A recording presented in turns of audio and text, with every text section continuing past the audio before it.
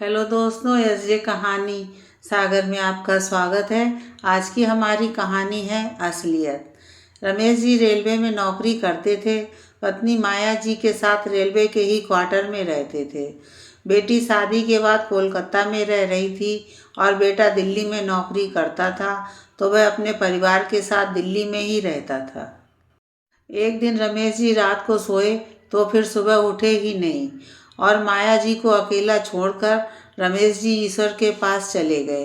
बेटा और बेटी दोनों लोग आए। उन लोगों को विश्वास ही नहीं हो रहा था कि उनके पिताजी इतनी जल्दी उन लोगों को छोड़कर ईश्वर के पास चले जाएंगे। ना कुछ कह सके किसी से और ना कुछ सुन सके किसी की, पर होता वही है जो ऊपर वाले की ने सोच रखा होता है। बेटा अर्पित और बहू नमिता बहुत ही प्यार और सहानुभूति माया जी के साथ दिखा रहे थे कि अब आप हमारे साथ ही रहिए। अब तो आप यहाँ भी नहीं रह सकती, क्योंकि अब तो पिताजी रहे नहीं, तो आप इस क्वार्टर में अब नहीं रह सकती हैं। अब हमें यहाँ से जाना ही होगा और गांव में भी आप अकेले कैसे रहेंगी। तो इसलिए हमारे साथ चलिए, वहाँ पर आपका मन भी हम लोगों के साथ लगा रहेगा और बच्चों के साथ आपका समय भी कट जाएगा। बेटी कल्पना को अपने भाई की बात सही लगी। उसने भी अपने भाई की बात का समर्थन करते हुए कहा कि माँ, भैया सही तो कह रहे हैं। आप भैया के साथ ही रहने के लिए चली जाइए। गांव में भी अगर आप रहने जाएंगी तो अकेले आपका मन वहाँ भी नहीं लगेगा और मुझे जब मिलना होगा तो मैं चली आऊँगी। ये कहते हुए कुछ दिन रहकर कल्पना अपने शहर कोलकाता वापस चली गई। अर्पित और नमिता माया जी को अपने घर ले आए।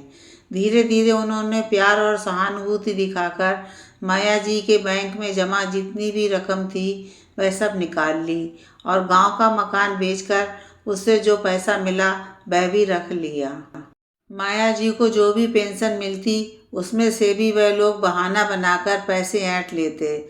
नमिता ने धीरे धीरे घर का काम भी माया के कंधों पर डालना शुरू कर दिया। जो भी काम करवाना होता तो वह माया जी से यही कहती कि माँ जी, काम करते रहने से आपकी हड्डियाँ सही रहेंगी, वरना आराम करने से तो ये जाम हो जाएंगी। और घर के कामों की सारी जिम्मेदारियाँ सब माया जी के हिस्से में आ गईं। माया जी बहुत ही सीधी और सरल हृदय वाली महिला थीं। वह बेटे बहू की चालाकियों को समझ ना पाईं। उन्हें यही लगता कि जैसे वे वहाँ काम करती थीं, यह भी तो अपना ही घर है, क्या फ़र्क पड़ता है। बेटे बहू कम से कम मुझे चाहते तो हैं। पर अब नमिता अपना असली रूप दिखाने लगी थी। अब जरा जरा सी गलती पर वह माया जी को बहुत बुरी तरह डांट देती थी। कभी कभार कल्पना का फ़ोन भी आता तो वह खुद ही हाल चाल बता देती थी। दिसंबर का महीना था, कड़ाके की ठंड पड़ रही थी। घर के आंगन में सभी लोग आग जलाकर ताप रहे थे। माया जी खाना खाने के बाद बर्तनों को धो रही थीं। तभी दरवाजे पर दस्तक हुई। बेटे ने दरवाज़ा खोला तो खुशी से चिल्लाते हुए बोला कि मम्मी, पापा, बुआ जी आई हैं। जब तक उसकी बात पूरी होती तब तक कल्पना अपने पति और बच्चों के साथ आंगन तक आ गई थी। उसने देखा कि सभी लोग आग ताप रहे हैं और उसकी माँ नल के निकले ठंडे पानी से बर्तनों को धो रही है। नमिता नकली मुस्कुराहट मुख पर सजाए हुए धीरे से बोली कि मैं तो मना करती हूँ कि माँ जी, आप काम ना किया करो, पर माँ जी मानती ही नहीं। वह तो कहती हैं कि अगर मैं आराम करूँगी तो ये मेरी हड्डियाँ जाम हो जाएंगी।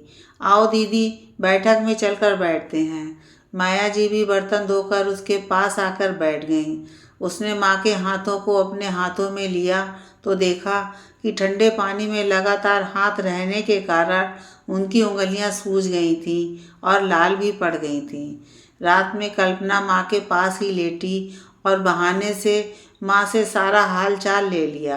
3-4 दिन रहने के बाद कल्पना ने अर्पित और नमिता से कहा कि मैं माँ को कोलकाता ले जा रही हूँ। अब माँ हमारे साथ रहेंगी। यह सुनकर नमिता बोली, हाँ हाँ, मुझे पता है आप माँ को क्यों साथ ले जाना चाहती हैं, क्योंकि आपकी नज़र तो माँ की पेंशन पर है। आपको माँ से नहीं, माँ के पैसों से प्यार है। बस करो भाभी, आपको शर्म नहीं आती। मुझ पर इल्ज़ाम लगाते हुए। मुझे सब पता चल गया है कि आपने किस तरह माँ को बरगला करके उनका बैंक अकाउंट खाली कर दिया और गांव का मकान भी बेचकर उसकी भी रकम अपने पास रख ली। और तो और आप पेंशन भी किसी न किसी बहाने से मांग कर वह भी माँ से ले लेते हैं। और आपने तो मान सम्मान करना तो दूर, माँ को नौकरानी बनाकर रख दिया। आप लोगों को शर्म नहीं आती? आप माँ के साथ ऐसा व्यवहार करके बहुत बड़ी भूल कर रहे हैं। आपको शायद नहीं पता, आपका ऐसा व्यवहार बच्चे भली भांति देख रहे हैं। आज आप लोग माँ के साथ ऐसा व्यवहार कर रहे हैं, कल को आपके बच्चे भी आपके साथ ऐसा व्यवहार करेंगे। तब आपको एहसास होगा कि आप दोनों ने कितना गलत किया माँ के साथ। आप लोगों में इंसानियत नाम की चीज़ ही नहीं रह गई है और आप लोग उल्टा मुझ पर इल्ज़ाम लगा रहे हैं। वह तो आपका नकली चेहरा था और अब ये आपका असली चेहरा है। चलो माँ, अपना सामान पैक कर लो, कल सुबह ही हम लोग इस शहर को छोड़कर चले जाएंगे। यह सुनते ही अर्पित और नमिता को बहुत पश्चाताप हुआ।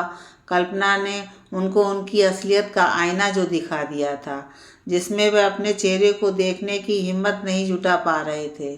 दूसरे दिन कल्पना माँ को लेकर अपने शहर कोलकाता चली गई।